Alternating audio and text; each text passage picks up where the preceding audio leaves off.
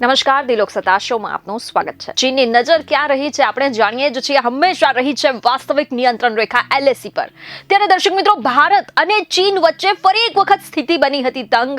આપને જણાવી દઈએ કે ખબરો પર નજર કરીએ તો 9 ડિસેમ્બરના રોજ અરુણાચલ પ્રદેશમાં લાઇન ઓફ એક્ચ્યુઅલ કંટ્રોલ પર ભારત અને ચીનના સૈનિકો વચ્ચે થઈ હતી ઝપાઝપી, જેને લઈને એવા રિપોર્ટ સામે આવ્યા કે આ ઝપાઝપીમાં બંને સેનાના કેટલાક જવાનોને સામાન્ય ઈજાઓ પહોંચી। ત્યારે ભારતના ઈજાગ્રસ્ત જવાનોને સારવાર માટે ગુવાહાટીની હોસ્પિટલમાં દાખલ કરવામાં આવ્યા છે તેવું ખબરો અનુસાર જાણવા મળી રહ્યું છે। આપને દર્શક મિત્રો વાત કરીએ તો અહેવાલો એવા સામે આવ્યા છે કે આ અથડામણ 9 ડિસેમ્બરે અરુણાચલના તવાંગ સેક્ટરના યાંગત્સે વિસ્તારમાં થઈ હતી, પરંતુ આ ઘટનાની માહિતી 12 ડિસેમ્બરે મીડિયા સામે આવી હતી તેવું જાણવા મળી રહ્યું છે। ત્યારે આ અથડામણના સમાચાર આવ્યા બાદ, આ ખબર આવ્યા બાદ વિપક્ષે સરકારને ઘેરી કાઢી હતી, જે બાદ રક્ષા મંત્રી રાજનાથ સિંહે આપ્યો છે જવાબ। 2022 को पीएलए ट्रुप्स ने तवांग सेक्टर के यांगसे एरिया में लाइन ऑफ एक्चुअल कंट्रोल पर अतिक्रमण कर स्टेटस को एक तरफा बदलने का प्रयास किया। चाइना के इस प्रयास का हमारी सेना ने दृढ़ता के साथ सामना किया है अध्यक्ष महोदय,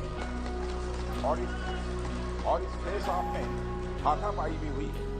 भारतीय सेना ने बहादुरी से पीएलए को हमारी टेरिटरी में अतिक्रमण करने से रोका और उन्हें उनकी पोस्ट पर वापस जाने के लिए मजबूर कर दिया अध्यक्ष महोदय।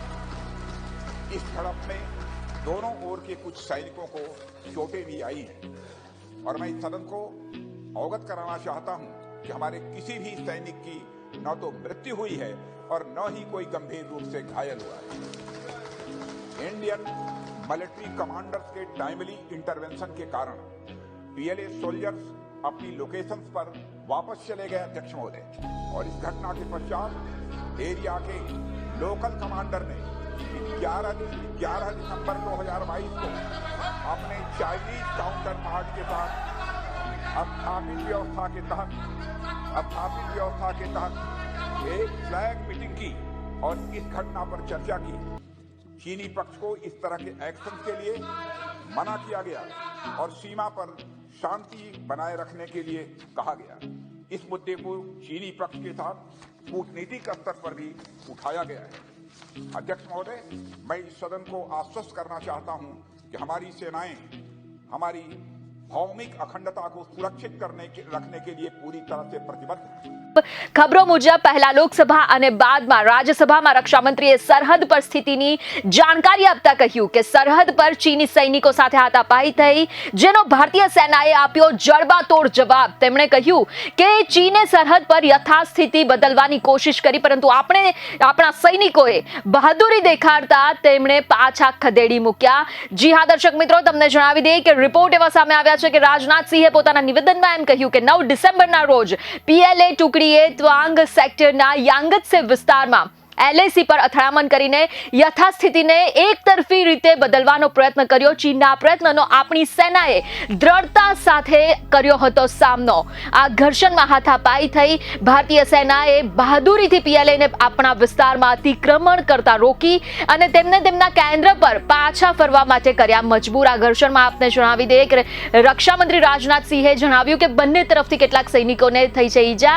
આ અંગે રક્ષા મંત્રીનું વધુમાં શું કહેવું છે? ચીન 17,000 ફૂટની ઊંચાઈ આવેલ તવાંગ પર કેમ કબજો કરવા માંગે છે? જો આ સવાલ આપને થતો હોય તો વાત કરીએ સમગ્ર મામલે ડિટેલમાં। દર્શક મિત્રો, આવા સમગ્ર મામલે જો ડિટેલમાં વાત કરીએ તો સૌપ્રથમ જાણીએ રક્ષા મંત્રીનું વધુમાં શું કહેવું છે। તો એવા રિપોર્ટ સામે આવ્યા છે કે રક્ષા મંત્રીએ આ અંગે જણાવ્યું કે આ ઘટનામાં બંને દેશના કેટલાક સૈનિકો પણ ઘાયલ થયા છે। આપણા સૈનિકોમાંથી એક પણ મૃત્યુ પામ્યા નથી કે ગંભીર રીતે ઘાયલ થયા નથી। આપણે સમયસર પગલાં લીધા, જેને કારણે ચીની સૈનિકો ભાગ્યા હતા। આ પછી સ્થાનિક કમાન્ડરે વ્યવસ્થા હેઠળ 11 ડિસેમ્બરે ચીની કાઉન્ટર પાર્ટ સાથે ફ્લેગ મીટિંગ કરી। ચીનને આવી કાર્યવાહી માટે મનાઈ કરવામાં આવી હતી અને શાંતિ જાળવવા માટે કહેવામાં આવ્યું હતું તેમ તેઓએ જણાવ્યું હોવાના રિપોર્ટ છે। સાથે જ દર્શક મિત્રો, તમને એ જણાવી દઈએ કે ખબરો પર નજર કરીએ તો ચીન સાથે અથડામણ બાદ ઇન્ડિયન એરફોર્સ આવ્યું એક્શનમાં। તમને જણાવી દઈએ કે અરુણાચલ પાસે ફાઇટર જેટનું કોમ્બેટ એર પેટ્રોલિંગ કરી 3 વખત ચીની ડ્રોનની ઘૂસણખોરી કરતા અટકાવવામાં આવ્યા હોવાના રિપોર્ટ પણ સામે આવ્યા છે। જી હા, તવાંગમાં ભારત અને ચીનના સૈનિકો વચ્ચે અથડામણ પછી ઇન્ડિયન એરફોર્સે IAF અરુણાચલ સરહદ પર કોમ્બેટ એર પેટ્રોલિંગ એટલે કે લડાકુ ઉડાન શરૂ કરી. એટલું જ નહીં, એવા પણ અહેવાલો છે કે 9 ડિસેમ્બરે તવાંગમાં શરૂ થયેલ અથડામણ પહેલા પણ ચીને અરુણાચલ સરહદમાં ડ્રોન મોકલવાના પ્રયત્નો કર્યા હતા અને ત્યાર પછી આઈએએફે તાત્કાલિક પોતાના લડાકુ વિમાન અરુણાચલની સરહદ પર તહેનાત કર્યા. મીડિયા અહેવાલો અનુસાર ચીન LAC પાસેના 2 વિસ્તાર હોલીદીપ અને પરિક્રમામાં ભારતીય ચોકીઓનો વિરોધ કરી રહ્યું છે તેવું જાણવા મળી રહ્યું છે. ખબરો અનુસાર દર્શક મિત્રો, ભારતીય લડાકુ વિમાનોએ છેલ્લા કેટલાક અઠવાડિયામાં 2 થી 3 વખત આ પોસ્ટ તરફ આગળ વધતા ડ્રોનને અટકાવ્યા છે તેવું પણ જાણવા મળ્યું છે. સુખોઈ 30 MKIએ આ હવાઈ ઉલ્લંઘન અટકાવ્યું હતું તેવા અહેવાલો છે. દર્શક મિત્રો, તમને જો સવાલ થતો હોય કે ચીન 17,000 ફૂટની ઊંચાઈએ આવેલ તવાંગ પર કેમ કબજો કરવા માંગે છે, તેના કારણ અંગે વાત કરીએ તો એવા રિપોર્ટ છે કે 17,000 ફૂટ પર ચીની ચોકી હોય તો સમગ્ર અરુણાચલ પર નજર રાખવું તેઓ માટે સરળ બને તે એક કારણ હોઈ શકે છે. આ હુમલા પાછળ LAC પાર કરવા માટે તવાંગ એક મહત્વપૂર્ણ પોઈન્ટ છે. તેમજ ચીનના વિરોધનું મુખ્ય કારણ કહેવાય છે આ ધર્મગુરુ દલાઈ લામા પણ, તેવા પણ અહેવાલો સામે આવ્યા છે. આ અંગે તમારું શું કહેવું છે કમેન્ટ કરીને જરૂરથી જણાવજો.